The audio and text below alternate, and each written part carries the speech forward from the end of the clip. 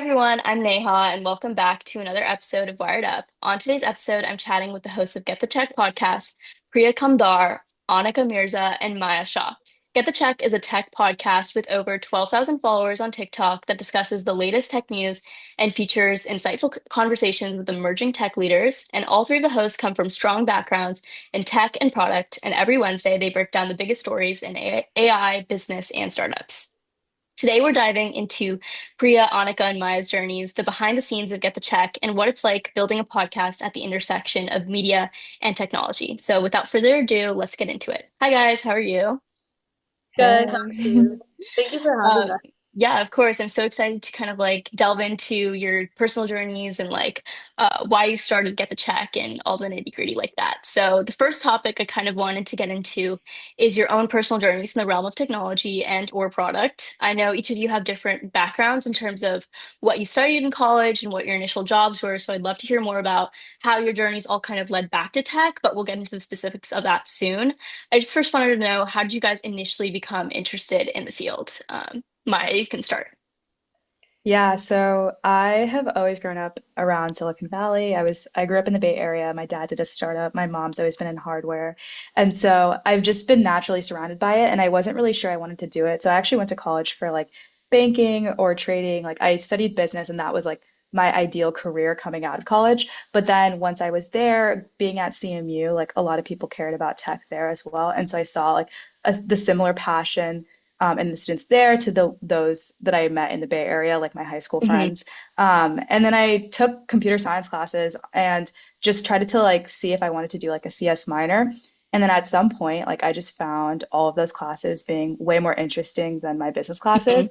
And I think what I realized after doing an internship in software engineering is just like you're really creating something and like building something similar to like a construction worker where it's Hmm. just like it starts from zero, goes to 100, and it provides some value to someone versus like trading or banking is kind of like a zero-sum game. And so to me, that made a big difference in like what I wanted to do with my career.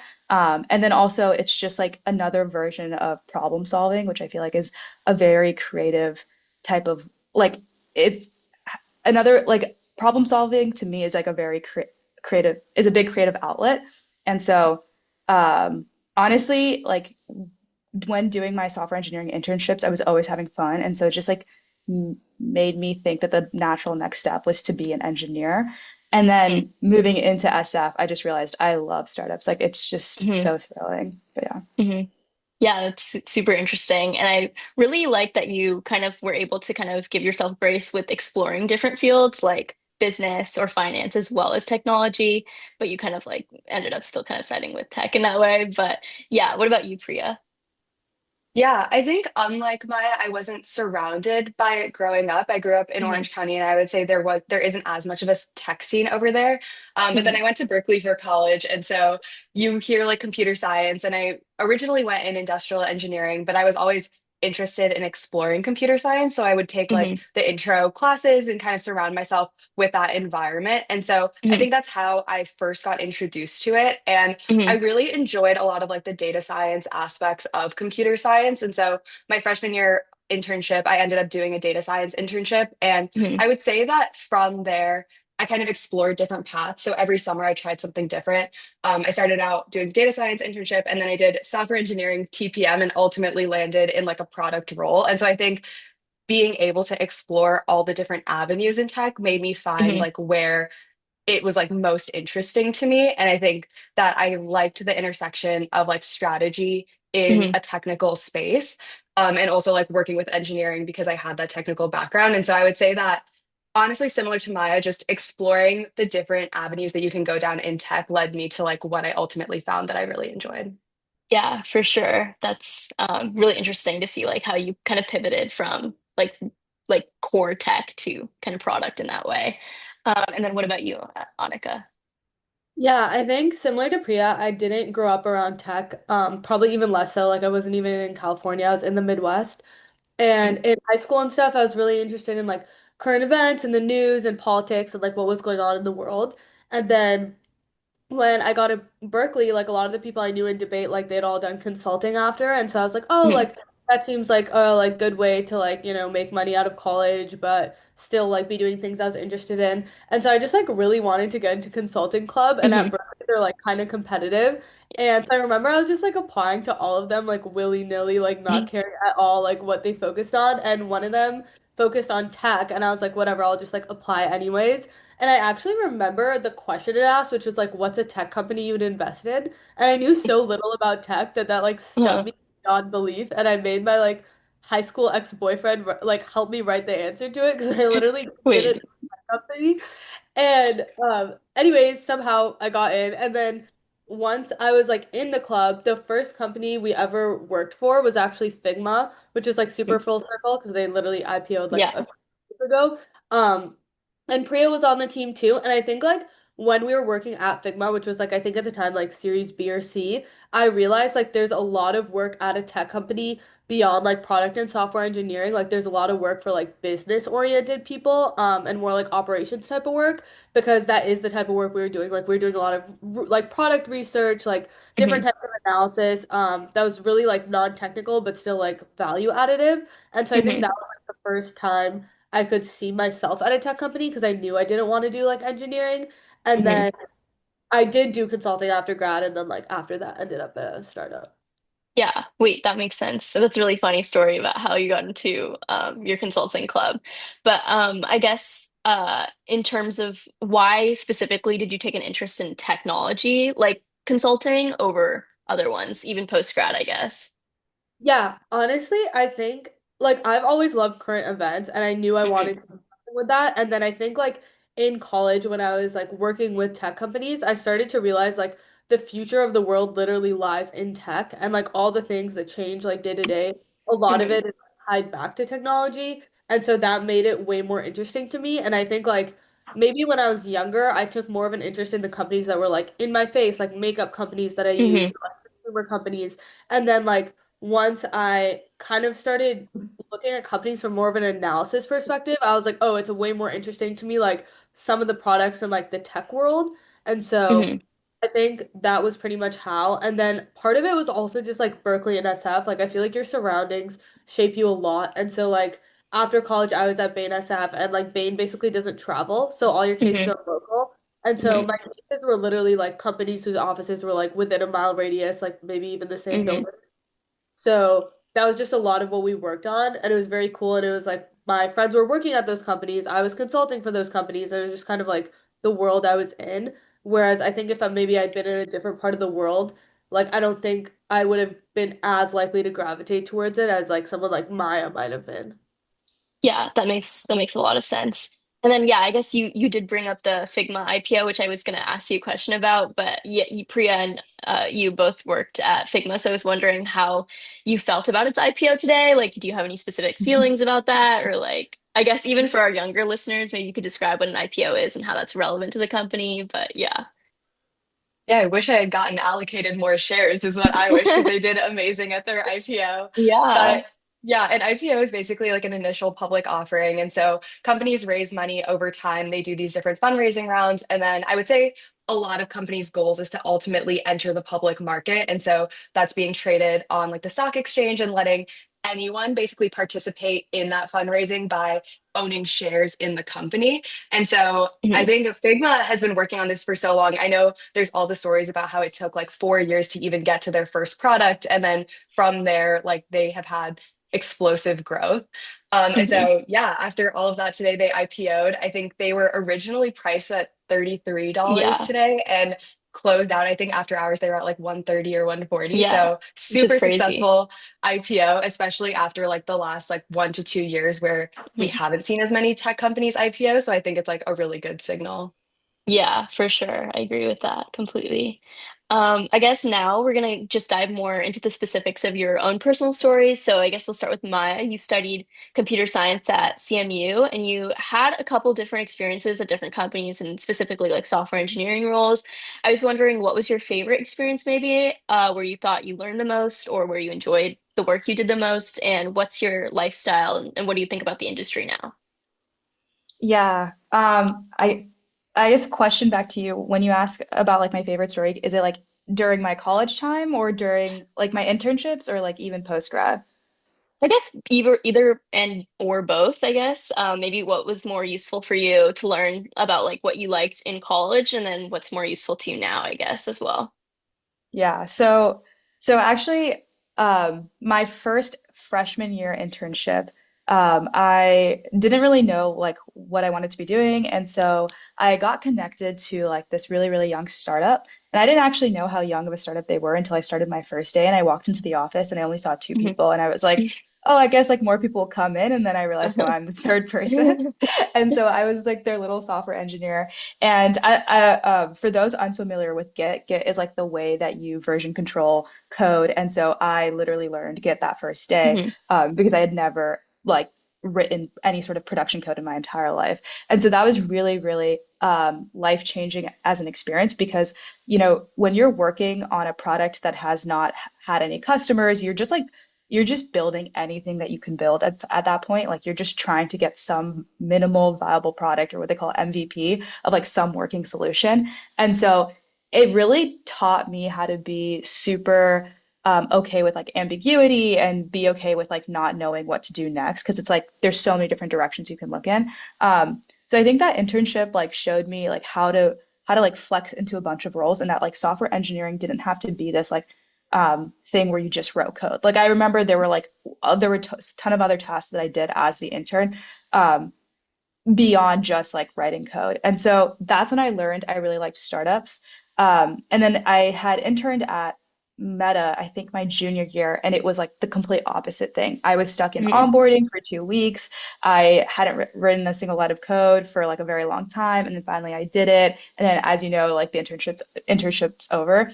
And the thing that I built, I feel like, fun fact, what I built was like the API layer for changing your WhatsApp profile picture. Um, Mhm. and by the time I left, I rolled it out to 0.1% of users, and the idea was that they would roll it out to 100%.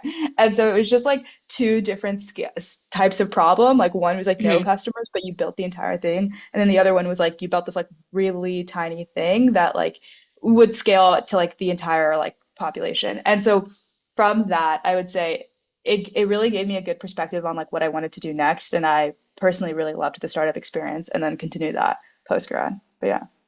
Yeah, for sure. I feel like there's so much value in working at a startup because like m most, if not all of your work will actually be incorporated in the final product, which is like really cool because people will be using like your own code that you wrote. So I guess moving on to Anika, I know you're more of a finance slash product based background where you were able to get a lot of experience in different areas like banking, consulting, and now you're doing operations. What do you think you learned about what type of work you did like and what you didn't like, and what sparked your interest in finance in the first place? Yeah, that's a good question. Honestly, I don't think I ever really had an interest in finance. I think I just had an interest in like getting a humanities degree and not being like poor. And so I was like, what are my options here? And I was like, Hmm. maybe I'll become like an investment banker. And then also like my dad was in finance, so it's more like what I'd seen growing up. And then I think my thing with finance is like I'm like a very creative and strategic person. Like I think that's my strength. And so I enjoyed finance a lot and I love like the teamwork and I do think like Excel and like numbers can be enjoyable to me. And so it was like somewhat enjoyable, but I just knew it wasn't like the exact right fit. Versus like Hmm. I think what I really liked about consulting is like you see a bunch of companies, there's a quantitative I don't know if I'm saying that right, but there's like that component to it, but then there's also qualitative component. Like you do a lot of user interviews, you do a lot of like I don't know, understanding like competitors, understanding the market. And then I really like that. And I feel like operations kind of is like similar to that, but it's in the context of a specific company, which I Hmm. think just get a lot deeper. Like I work at this startup called Faye now, and I've gone like pretty deep into like our specific like patient data and like all of these things that when I was in consulting, I wouldn't even have access to like the database of a Hmm. company, obviously. It would be like much more like big picture looking at their marketing position. So similar to what Maya said, I think what I like about my job now is that I get to like build something and then like see it grow. And it's like also like the same project for like an elongated period of time versus consulting is more like hopping around. Yeah. And then how do you think that your experiences working at like a big corporation like Bain is like different than how your experiences working at a startup, I guess? Yeah, I think in a lot of ways, like Bain has a lot of components that people like at a startup. So like Mhm. for one thing, you're on like a project team and that team is like pretty small. And so at the level you're at, there's only like probably one or two other people at that level, like at the associate consultant level. And that's pretty similar to my experience at Fay, where I'm at a startup now. Like I'm in a pod of like a couple people, which is kind of what it was like at Bain. And it's kind of similar where like things kind of like trickle upwards in the hierarchy. I think what's different about Bain is like because it's such a big organization, like everything is really set in stone, like all the deadlines for the clients, even like the way we approach every problem, I would say like anytime there's a problem we're thinking about, there's probably an expert at the company that's dealt with something very similar.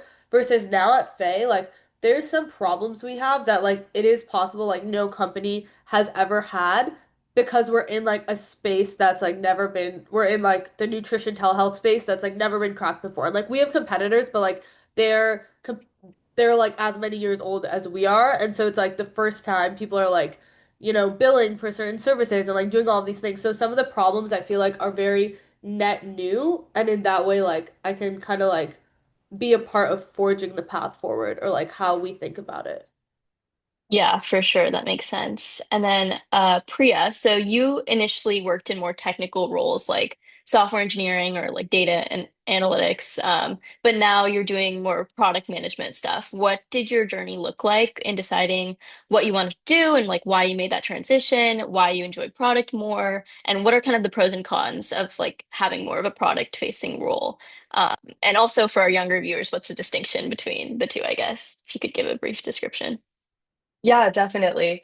I would say my journey is probably kind of similar to Annika's in that like we both joined this consulting club our freshman year of college. And I think Mhm. that really opened my eyes up to like all the different things that you can do. And so similar to Annika, I really enjoyed like the strategy component of like doing those user interviews and being like super in the weeds on like deciding what you're going to do in the future. And so I thought that was like Mhm. a really interesting component of it. But at the same time, I had that background like working with data and like doing software engineering and all of those things. And so after going through my internships, I think what I found was that I really liked being able to be technical while still deciding like at a high level what are the features that we're going to build, like what are the Mhm. things that we're going to do in the future and deciding like that vision, strategy and roadmap. And so I would say that like the role of a product manager changes a lot company to Mhm. company. I would say even in my two roles as being a product manager at Microsoft and then now at a startup called Abnormal AI, they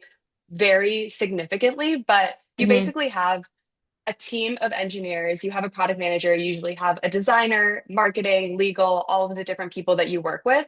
And your primary goal is to understand user pain points or customer pain points and then figure out how to address them. So whether that means adding new features to something you've already built or building like a net new 0 to 1 product, that what exactly that solution looks like might change. But I really enjoy the components of like starting from the very beginning of like talking to customers and even just like uncovering what their problems are, I think is really interesting because you'll Mhm. hear a similar yet different story from like 10 to 20 different customers. And I think you have to pick out like what are the similarities and how can I address this in a single way? Because Mhm. even in life, like there's no like one size fits all solution, but in software or when you're building software, you kind of like have to do that in a way while also providing customization. So it starts at like that discovery phase, then it usually moves on to like fleshing out like the product requirements. And so like PMs generally make like a product requirement stock that you then hand off to engineering.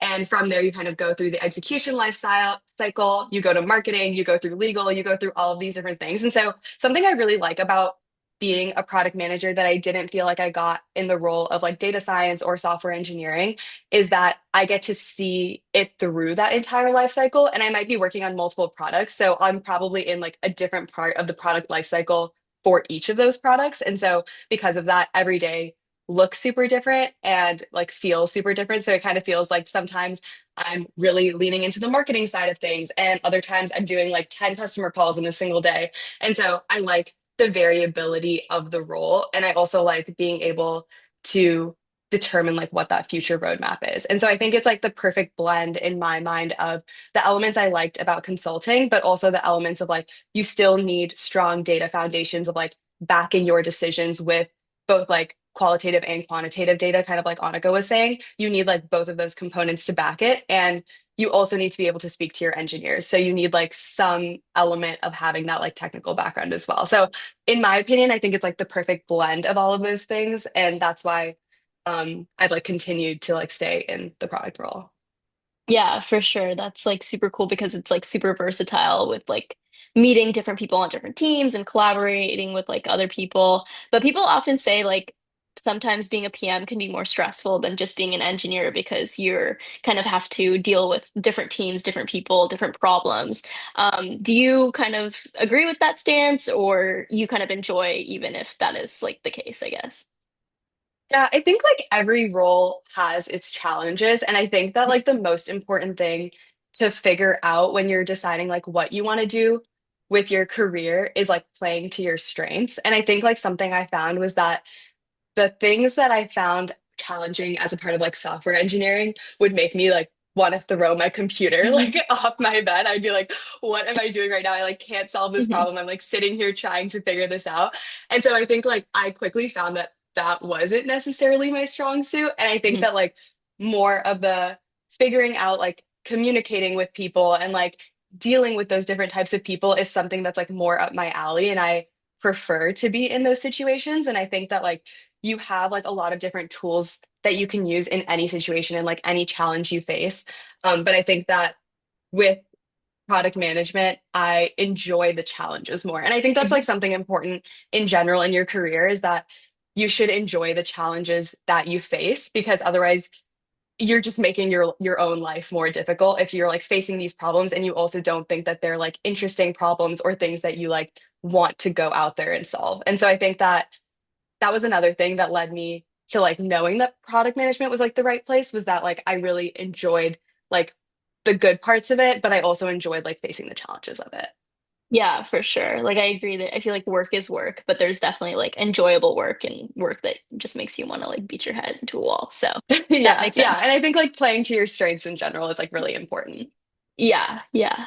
Okay, so now moving on to kind of a hot topic for all of you guys. This is a popular question nowadays in the world of tech. As people that actively work in the tech industry and are pretty well versed in it, what do you think will happen with the future of like these stereotypical tech jobs, whether it's software engineering or product management or anything else, as AI becomes more utilized and advanced, especially at big companies? Yeah, I think this is something we talk about a lot on the podcast, and I feel like even the three of us just like chat about it a lot. I think that my opinion is that the roles will evolve. I think I've seen this like across the company I work at in like different roles. Like I think I've seen software engineers and like Maya can definitely speak to this, but like software engineers also being more like architects and like playing like some of the PM role as well. And being able to do that because a lot of the time they can just like kick something off with Claude Code and have it be coding while they're working on like some of the more like challenging like architectural problems. I think from like a product management lens, I think product managers will continue to exist, but the way they exist might look a little different. So like maybe you're taking on more of the design role because you have tools like V0 or Lovable or things where you can actually prototype as opposed to before where you were very reliant on like your strict roles that you had. And so in my opinion, I think it's more like roles blending together and evolving over time, not necessarily just like disappearing completely. Yeah, I get that. Maya and Annika, do you guys have anything to add to that? Yeah, I would definitely echo Priya's Priya's prediction of like roles evolving. I also think that this will like bleed into what you learn in college and what you learn in your education in high school on how to prevent yourself from, I don't know, like being outpaced by AI. Because oftentimes you will just learn the higher level stuff. So, for example, in college, at one point you learn how to build like an operating system, and I have never really used necessarily the things that I learned, or like I'd have never really built an operating system after college, but there in a way it taught me how to think. And so I think education will evolve in a way where it'll focus more on how to think, how to problem solve, and you break things down into smaller problems because you will always need that. And that's something that humans do that we haven't seen AI do well. So AI doesn't have like memory. AI doesn't know how to work through ambiguity. So you'll see an emphasis on different types of skills, but it is but it is not replacing, I think, humans at the end of the day. Like we are in a version of an industrial revolution, but we are not going to like completely lose all of our jobs overnight. Yeah. Yeah, that's good to hear because I feel like there's so much pessimistic propaganda in the media where it's like, oh my God, AI is going to take your job. You're going to be homeless. You're going to be on the street. And I'm like, as a college student, that's a lot to hear because I'm like, is my degree worth it? Like, what am I doing? But yeah. Yeah, I think I mainly agree with Maya and Priya. To play devil's advocate, though, which I don't actually know what my total belief is on this yet. Like, I think it's evolving with time. Like, some of the things that I feel like Maya listed that, like, AI doesn't have, like, memory or the ability to deal with ambiguity, I think it's going to have very soon, if not, like, certain models already have. And so I think it's one of those things where we'll have to see the scope of what happens. And I think it was Maya that said this to me once, or it might have been Priya, but they were like, oh, like before the last industrial revolutions or like other like huge technological booms, people didn't even know like what industries would be created out of them. Like they also thought like people thought like when the car was invented, like a ton of people would lose their job. Like people like and now it's like you have Waymo. So it's like a natural evolution of technology. I feel like the almost better question specifically for college students is like what should college students be doing? And I'm definitely not an expert, but I think that it'll be like more and more important for college students to define their own work and brand and have like side projects and other things that they're working on because it's not going to be enough to just be like good at your classes when like AI is like also could take your classes and being good be good. Like if AI can like create a lot of the same things like a CS student can create or like even in other majors, I think the question becomes like how do you create a company that people actually like become customers for? Or how do you create like or how do you write something that people actually want to read? Even if AI can write, like AI can't necessarily get people to want to read it. So I think that that like ends up being more important. Yeah, and I Yeah, think for that's sh like where like the high level concepts that Maya was talking about are like super important because they can be like super widely Mhm. applicable. I think I know computer science degrees like vary depending on where you are, but some of them are more theoretical and some of them are more like application space. And I think that like Mhm. theoretical idea whether you can apply it like across any field really, but I think like that's going to continue to be more important. I've been like talking to my brother a lot about this because he's going to college next year and he's been Mhm. asking me too like what do I study, what do I do, and like I don't have the answer. I don't think like any of us have the answer for what that is, but I do think that those majors like applied math or like a like theoretical statistics background or things like that are super widely applicable, whether it's like to computer science, robotics, like whatever it might be. And so and I think that's relevant for like psychology too. It's relevant for like a lot of different fields, but I think that like theoretical layer will continue to be more and more important.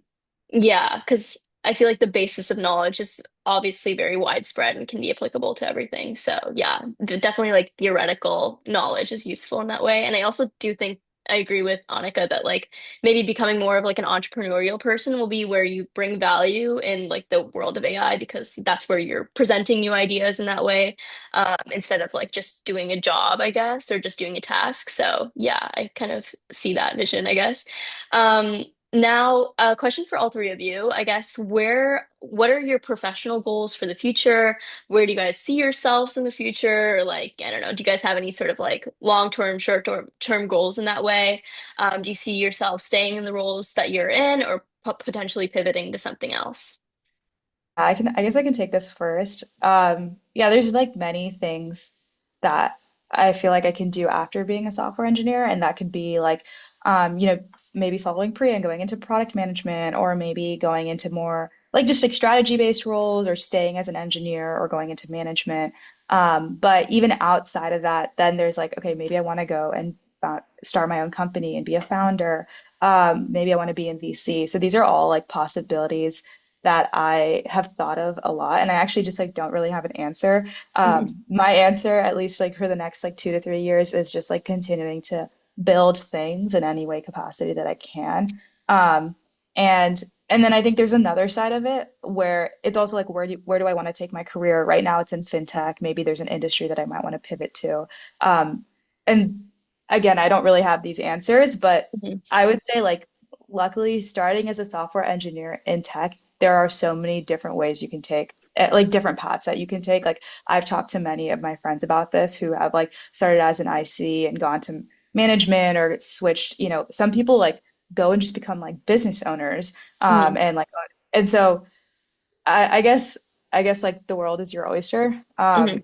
And yeah, I don't know it any more than I did I guess a couple years ago. Like I thought Mhm. like when I graduated college, I was going to like climb the corporate ladder. I was like looking at levels.fyi and seeing Mhm. like the exponential growth rate on my Oh my God, salary. every day. And I would literally yeah. look at levels at FYI every day. Yeah, and I was like, yep, I could make X amount of money once I'm 30 as long as I follow the average path. And then Mhm. like and so I signed an offer with Stripe, and at the time they were like 10,000 people, so they had like Mhm. pretty established bands. And I remember like my first like 6 weeks there, I would literally pull up like the bands every single day. And Mhm. and I was like, yeah, like I'm gonna stay at Stripe forever. And then I got laid off in 6 weeks. And so I think I think like that experience just taught me that like I actually have no clue what I want to be when I'm Mhm. at 40 or even when I'm 28. Like I just want to be loving the thing that I'm doing, and Mhm. that's enough for me. Yeah. Yeah, for Yeah, sure. and I feel like, oh, sorry. You no, no, can. no. I was just gonna say, like, I think it's also exciting. And I remember the day that Maya got laid off from Stripe because we were Oh. roommates at the time, and it was just like me and her in Seattle. And I Uh-huh. remember like going into her room, and she was like, "I'm honestly like so excited to see what else is out there." And so I think like also having that mentality of just like being like staying curious. Like I feel like Maya was like so excited to go see what else was out there. And I think Mhm. that's like a really like good attitude to have, like regardless of the position you're in, whether like you did get laid off or if you're in a position of like you have all of these options in front of you. I think just like staying curious is really important. Yeah, for sure. Because I feel like that even the idea of like being laid off or not having a job for a certain period of time is really daunting for a lot of people, and stops people from doing stuff. So it's really cool to see like you had a positive attitude about that and kind of were able to bounce back from that. But yeah, what about yeah, I guess that question applies to Priya and Anika too. If you guys want to answer. Yeah, I think I something I've always been interested in is like VC and doing venture capital. I think that working in like the product role and being more like hands-on and like more of an operator has been something I really enjoyed. I think Mhm. when I was at Microsoft, I was super on the edge of like, is this something I want to keep doing or is it not? And then I did end up going to a startup that was smaller. And I feel like I fell in love with like the role even more. And so I think in the future, I see myself continuing to stay in product and maybe at some point doing something even smaller. Like when I joined, we were a Series C company, but I would love to join something at like the seed stage or the Series A and be like one of the first product hires to help develop and like build out something. And I think that would be Mhm. something that I'm probably interested in and like whatever I do next in like the future. I think ultimately like there still are ways to be involved in VC and like whether that's writing angel checks or going through your career Mhm. and then doing like VC later once you have like a lot of those connections and experience that you can feed off of. So yeah, I think like in the near term future, I see myself continuing to stay in product, potentially doing something smaller, and long term would still be interested in exploring VC. Yeah, for sure. That's a cool avenue too, because you get to like see a bunch of early stage companies kind of blossom and grow and, you know, impact the world in whatever way, shape, or form. But yeah.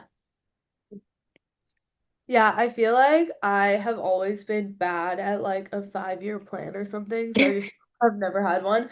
But I feel like a lot of what Maya said resonated with me, where it's like I'll kind of like have to see like where things are. Like right now, I like the startup I'm at a lot, and like it's only been about a year, so I'll definitely Mhm. stay. And then after that, I don't know. It's like so dependent on like is there like cool things for me to keep doing there or like is there like a new industry that's exciting? I don't really know. And like also with the podcast, I feel like it's cool to have like a side project that I'm working on too because like who knows where that could go as Mhm. well. And like what we decide to make of it. So, yeah, I don't have too Yeah. much. from I what they mean, say. yeah, that's a great gateway to like the next topic, which is moving on to your podcast. So I guess overall, or just to start, how did Get the Check come to life? How did you guys initially kind of think about this idea, and what inspired you guys to launch it together and make it about tech and current events? I guess Go like ahead, Maya. I was gonna say it almost started as a bit and then we took the bit too far. I think when we started, like, not to be so, it was like, okay, we'll see how far this goes. This is like Mhm, something fun to try out. And all of us had an interest in tech news, stories on how companies are built from ground up. And so we were kind of experimenting with a bunch of different formats. We didn't know if we wanted to do interviews, tech news, deep dives. We started with deep dives, then we've been all over the place. And now I feel like we're pretty stable at tech news. And really, it just came about of like, hey, how do we like kind of parse what's going around us and simplify it so that people like us or younger versions of us could really understand it? I think mhm, for me, like um, being at CMU because it's a very tech forward university, but it is in Pittsburgh, so it's not really in the startup scene. And a lot of people didn't really know how to understand like what were the like newest trends or what were the latest startups because it was like a very grind hard culture, but not near SF, so mhm. you couldn't really tell. And I felt very like disconnected from the world of SF in Silicon Valley. And so honestly, like I think about a lot about what I do it, and I'm like, so like literally like college me would have really loved to listen to something like this because it can be like so complex to understand what the latest model drop is or why like Nvidia can't sell its GPUs to China. Like these are just things that like went over my head completely. And after taking some time and researching it, I realized like honestly news and media outlets tend to be super opaque for no reason. And X is just like this like feed of a bunch of tech bros that think they're better than everyone else, and it's like no, like we can all just talk about this in plain language and understand. And so I would say a lot of our podcast is really centered around like how can we make this as simple as possible because these are truly not complex topics in my opinion. But yeah. Yeah, I feel like I completely agree with that as someone that is in college. I feel like I see these headlines in Wall Street Journal and I'm like, I don't want to read the full article or I don't really understand it. And then I see your TikToks come up and it's like, oh, this explains it so simply to me. Like, oh, Figma IPO, like, okay, Elon Musk like doing something like or Windsurf, like, I don't even know, acquisitions. Like, I feel like I learned so much more comprehensively through your guys' like podcast or even just the small TikToks that you guys film. So I feel like that's super useful and definitely like making the impact that you wanted to make. But yeah. Yeah, and I also think to add on to like what the two of you are saying, like I think sometimes people see simplicity and depth as opposing things. Like when Hmm. things are more simple, they're less deep.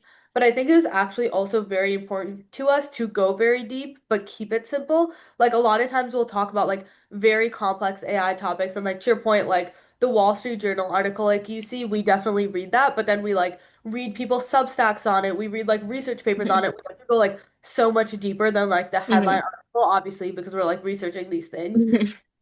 But then like at the end of the day, like for example, like I have like a background in like learning a lot about politics and like sometimes like Maya or Priya will be like, oh, like affirmative action like seems so confusing. Like what is it? And like it's a good challenge for me to be like, how do I explain this? And like vice versa, like it'll be like the newest AI model and like Priya or Maya will like explain some part of like the architecture of like how it's created to me. And so yeah, I think like that was a big motivation. And then also I feel like one of my other motivations was like just like not seeing a lot of people that are like my age or like women honestly talking about these things. Hmm. Like I think a lot of the podcasts that are like popular, like women podcasts are like all about like hookups or like dating and like I listen to all of those and I love them and like they're super hilarious. But I kind of started to wonder like why are like all the tech podcasts, almost all of them, like it's all like guys and it doesn't like Hmm. but there are a lot of girls in tech. Like I talk to them all the time. And there are a lot of young people in tech. Like there's probably more young people at startups than like older people, but like a lot of the podcasts, like I don't know, skew older. So I think that was part of the motivation too. And then also like I feel like All In, like right before our podcast started was kind of when like All In started becoming like really political. Um, and so I also like started to feel like why is there like no one in tech that's like not just taking like the conservative side of things like every single time, which is just like personal to me, but I think like those factors. Yeah, it feels like there's like ulterior motives sometimes because like a lot of these people that have podcasts are also like VCs or they have like Mhm. personal stake in some of these companies or they're involved in politics, like Anika was saying with like the All In hosts. And so there's like always there's always going to be bias when it comes to like anyone talking about anything. But I think a lot of the times there's also like a monetary interest in like a Mhm. lot of the things people are talking about. And so I think it part of like why I think it's been like so fun and awesome to do this podcast is also because like we're just doing it as a group of friends that like genuinely are interested in a lot of these things. And I feel like a lot of the things that we talk about are things that the three of us genuinely talk about with each other, like if we're sitting at a Mhm. dinner together as well. And like now we're going that extra mile of like doing more in-depth research about the different things that we're talking about. But I think it's things that genuinely interest us. And it's been like really fun to be able to share that and also connect with like so many people that are also interested in like the same thing. No, yeah. I really appreciate that, like the tone that you guys have of your podcast. I feel like it's super fun and lighthearted and like very conversational, as if like a group of girls is just like talking about this over lunch or something. So I honestly really do love that aspect of your podcast, because it feels like more understandable for me as well to like get that information and like really kind of like actually think about it and, use my critical thinking skills in that moment. But yeah, so I really do love that aspect of your podcast. But I guess also just kind of leaning more on that, what's your process for, selecting episode topics, whether it's like breaking down tech news, like AI policy changes, to deep dives on various companies, to even just like interviewing people and things like that. And also, like, I know you talked about how you got your news, like you do a lot of in-depth research with like researching the Substacks, but also I just want to make a note that I feel like you guys are super quick with the time that you post like your news and like you post your TikToks, because I feel like I see like an article about that and then 5 minutes later I see your TikTok and I'm like, what? Oh wait, this was perfect. Like it does all my, the explanation for me. But yeah, I just feel like, the pace that you're super on top of like how you deliver, your news and your information. So I really appreciate that. But yeah, what's the overall process, I guess? Well, I appreciate you saying that because I feel like I always feel slow. Like I feel like news cycles are so fast at this point that like Yeah. something happens and it's like old news in 10 hours. So that's a learned thing. But yeah, I feel like the process kind of developed organically over time. I think it's almost like a funnel, right? Like it's like at the top of the funnel, you need like a lot of touch points. And like with modern media, it's like you need to be following people's Substacks, you need to be on X. Like obviously you still need to look at like mainstream media, like what's the Wall Street Journal saying, like what's the New York Mhm. Times saying. Then like I listen to like other podcasts too, because like that is like the media forum that we are, and it's like also like I love podcasts, obviously. That's like why I started one. Um, so I think it's that, and then like we're always just like sending things in our group chat. So like when we decide topics, like we'll be I like deciding topics honestly isn't super hard because a lot of times there's like a clear like big thing of the week, like the windsurf Mhm. application drama or like a model dropping. Um, but I think what is hard is like making sure, I don't know, it's like keeping track of everything that's happening, I feel like is my biggest challenge. Yeah, it also helps that there's like three of us because I feel like Mhm. we all like post we're all taking different TikTok days, we're all posting and we're constantly in the group chat. And so I think it's like super helpful to have each other to lean on. Because I think there'll also be certain topics like Anika brought up with like the politics where I'm like, I don't know if I can take this one, but like I know you can and like I know we should be covering this, but you could probably cover it better than I can. And so I think like leaning on each other has been really good. And I think one more thing to add on like the why we choose the stories we choose. I think a lot of the time we want to look for like some other aspect of the story that we can talk about that maybe like mainstream media isn't talking about. And so there's like always like that first order story that like is being talked about. But then there's like so many sub stories to it. And so I think we try to uncover what are the most interesting sub stories within that story and like are there any like rabbit holes that we can go down that we think are interesting, relevant, and like would be fun to listen to. So that's like another thing that I would say we consider when picking stories. Yeah. Yeah, that makes I would, sense. Wait, you yeah, can I was go. gonna, Sorry. oh yeah. I was gonna say the last thing I would add on is that living in SF is truly a superpower to running this because like you're constantly exposed by I mean by people that are also listening and talking about these stories because these stories are happening here. Like the Windsurf acquisition, like we know some of those people. They live in the city, you know? So it's like so blatantly obvious, like when things are happening versus if you're like in a different state or even in a different country, you can be kind of removed. And so like honestly, it's like you'll go out to dinner or you'll go out for drinks or you'll go to the office for lunch and people will be just talking about stories and that'll be the inspiration of like this story was large enough that people want to have a lunch conversation about it because they're genuinely curious. Like I had there's so many times where like a story will happen and people will be asking questions and those are the exact questions I end up Mhm. researching because I realize like that's the side that people are thinking and not really getting the answers to. Um, so yeah, I just find it so fun because then I just tell my coworkers, I'm like, oh, we just dropped this story. Like I know you were asking about it yesterday. So Like yeah. shameless plug, like Yeah, listen. sure. Oh, I shamelessly plugged my like the Perfect. podcast at work. Honestly, Yeah. I feel like one thing I've learned in this whole thing is like it takes a lot for me to get embarrassed now. It's like I don't Yeah. I feel like literally nothing could embarrass me. Like it'll get set in like extended family chats. Like I'll be like seeing a guy and he's like my group chats talking about it. I'm like, I don't care. You can all talk about it. Like I literally could like sometimes I look at the sends on some of our videos and I just like know half of them are probably people making mean comments and like I used to think about it and like now I don't think Anika used to be a keyboard warrior in the No, comments. Like there I would would be like just get one annoyed. comment and she would be on her phone haters like back off. responding. At some point I was like, Anika, we might have to take away your social media access. Like this is I'm too dead. much. Like Or she's the just type of creator that responds to every single hate comment. Like I If know. you see that's a really response, it's probably Anika. that It makes is literally always me, yeah. but I guess that's a good thing because now like you kind of have like that don't gaff like attitude where you're Yeah. like you can do anything, like you can like put anything out and like you don't have that internal kind of like fear, I guess, of like what will people think or what will people say, which is really great, especially in this, time where being like an entrepreneur is super like valuable, I guess. So I think that's a good thing to come out of that. On okay, yeah. So on your podcast, you guys also interview executives and prominent figures at various companies. So I was on wondering like what was one of your favorite or most insightful interviews that you had? Yeah, yeah, you go ahead, Anika. Okay, I was gonna say for me, like I interviewed my founder once, which Hmm. was like super fun because it was just like different than our day-to-day conversations, which are like very about work.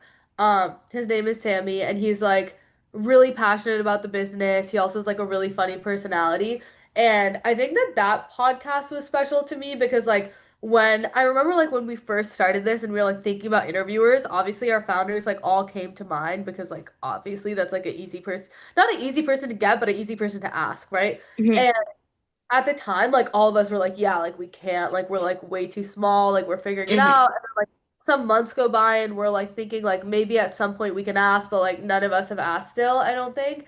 And then like he was like, oh, like why haven't you asked me to come on?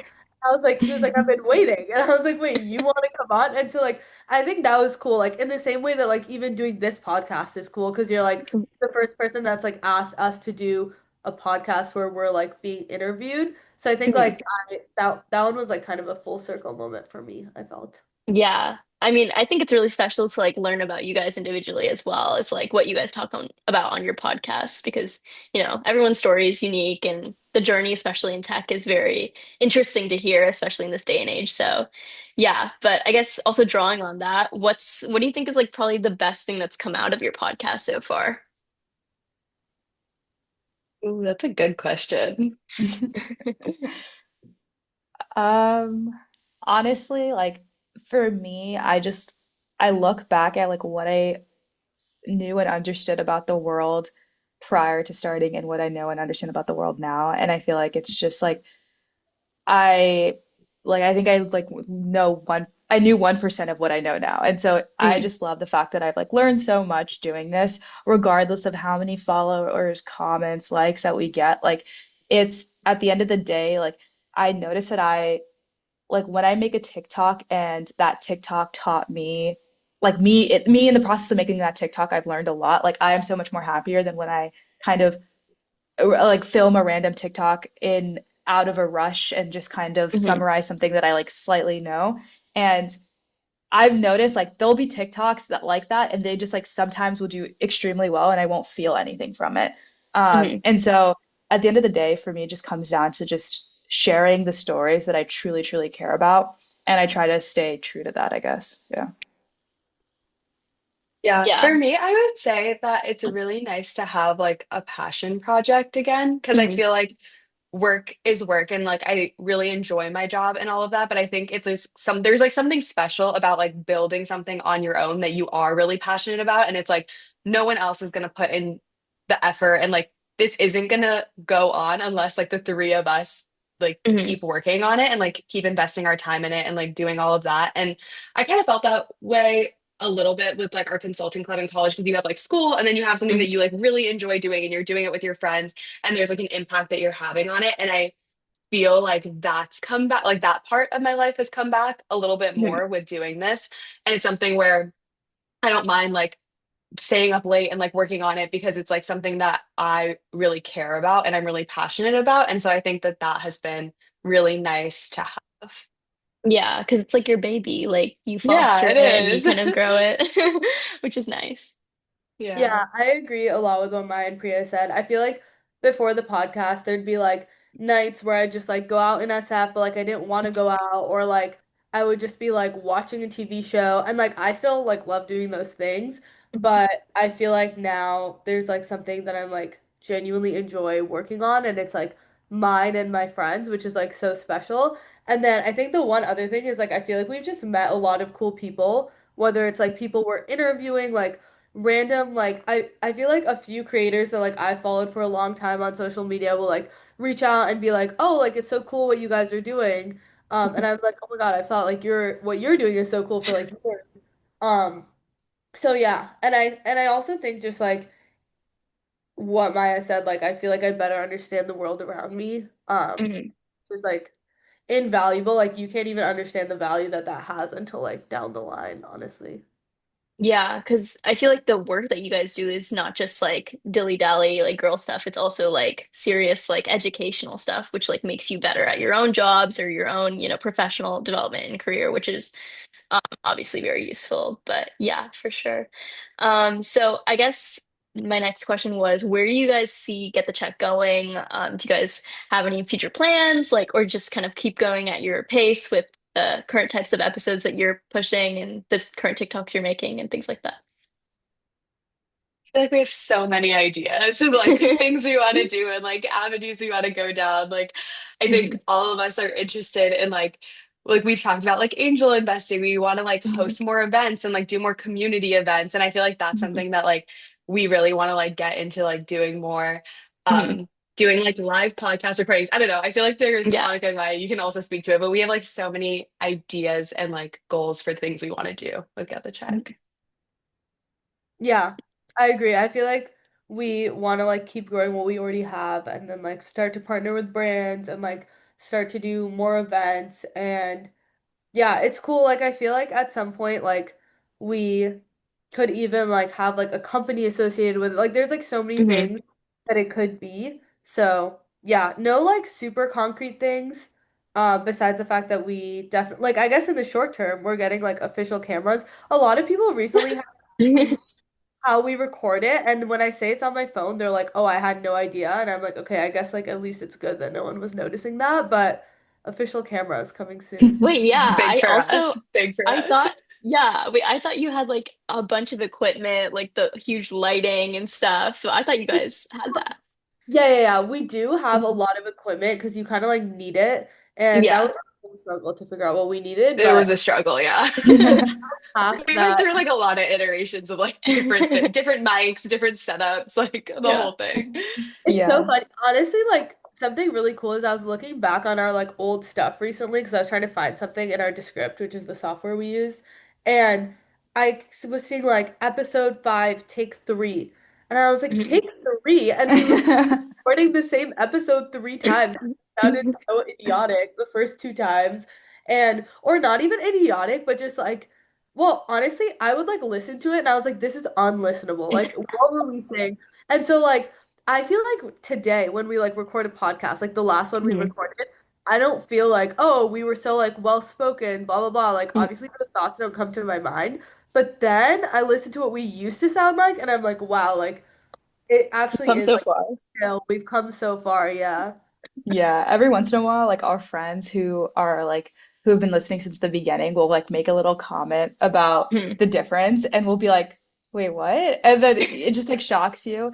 And like on that same vein, like we do like these quarterly check-ins and the first goal that's like always on our check-in is like want to keep doing this. And it was like kind of a joke the first time we put it on the paper because like we were so burnt out doing the first 10 episodes. Like I feel like I lived a lifetime in those first 10 Yeah. episodes.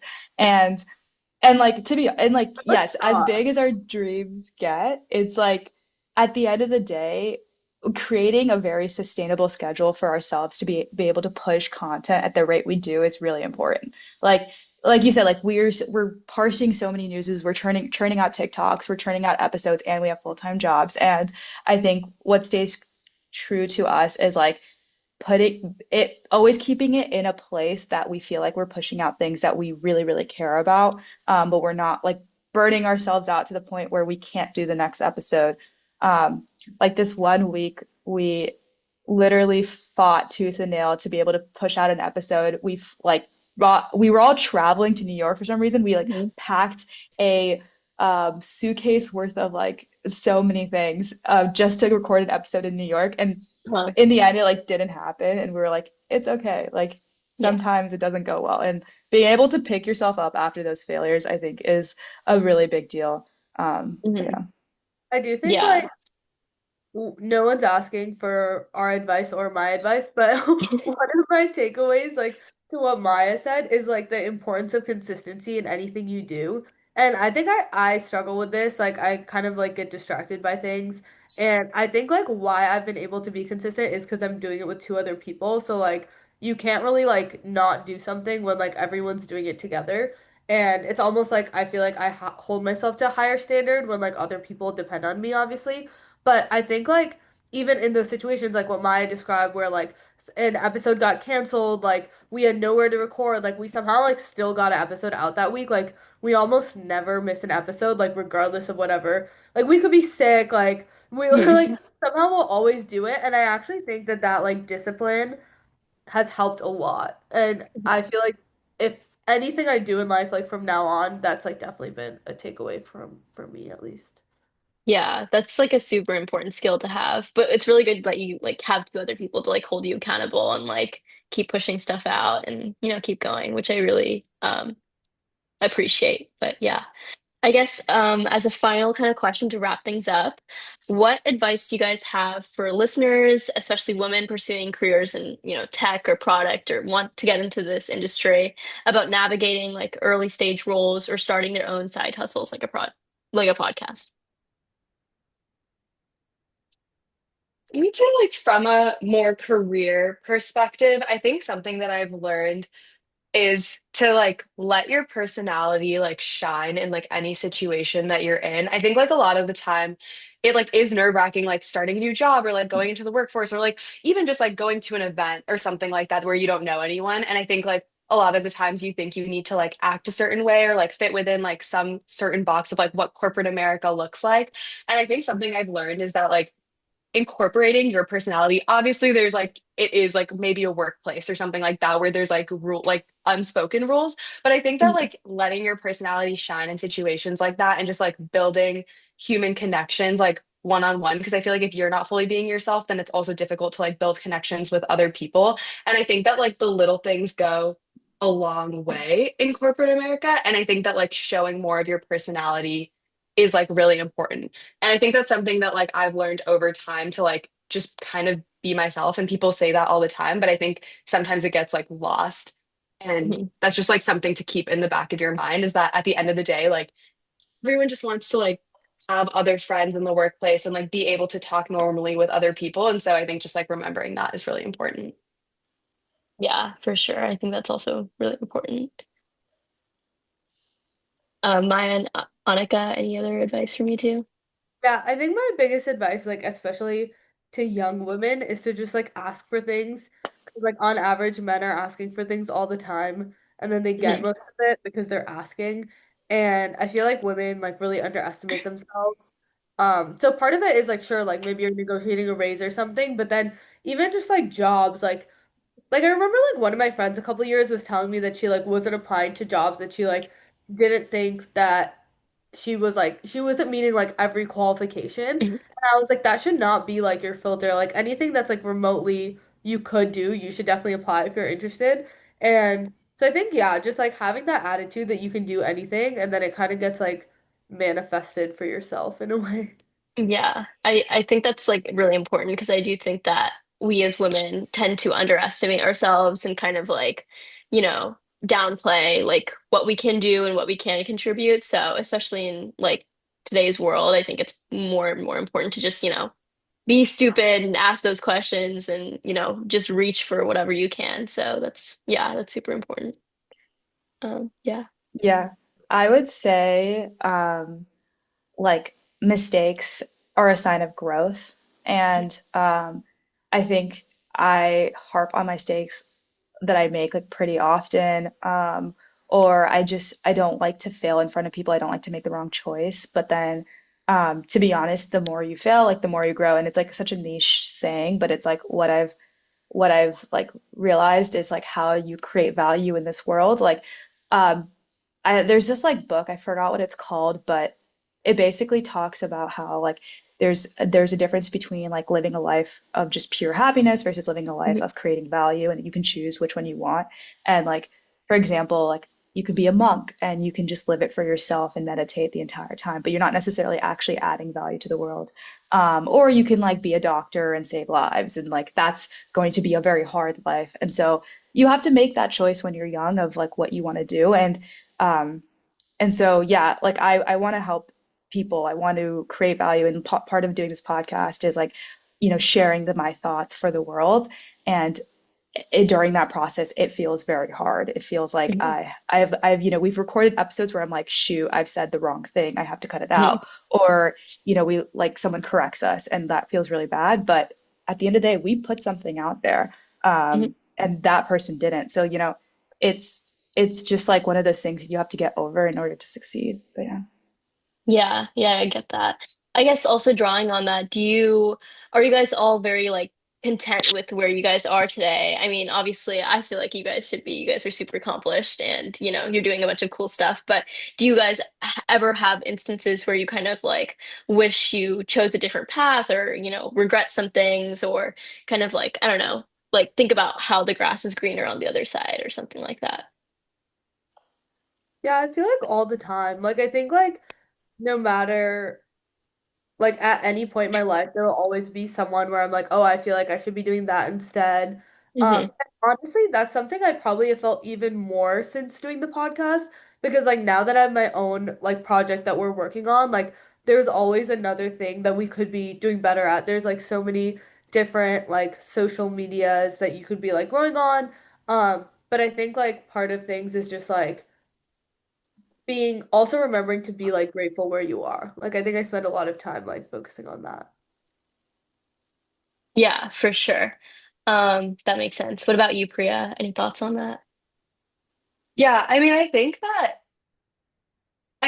like you'll always see other people and like see where they're at. And I feel like part of like what pushes me is like seeing that as well. And so I think that it's like I am I am very content with like the decisions I've made and like where I'm at, but at the same time, I feel like some sense of like wanting to accomplish more is like good because it's like motivating and it pushes me to like go into like those different areas and like explore what I think I can accomplish. And so I think like it's important to have like a balance of both of like making sure that you're like happy and content with like the decisions you've made that have like gotten you to where you are. But I think it's always nice to have like that, like, what else can I do to like push you to the next level? Yeah, for sure. I get that a lot. Okay, so Priya, Anika, and Maya, thank you guys so much for sharing your journeys and your insight. It was truly an honor to interview you guys. As a final question, where can listeners find you and the show? at Get the Check Pod on every single social media platform. We are consistent. So yeah, Yeah, we have it's Get the YouTube, Check Pod. Spotify, Apple Podcasts, and then all our socials are Get the Check Pod, like Maya said. Yeah, Okay, and if great. anyone's listening and has like suggestions of things you want covered, you can always let us know. Yeah. Great. Awesome. Okay, thanks again for you guys for coming onto the Wired Up podcast and to our audience. Thanks so much for listening, and we'll see you next time.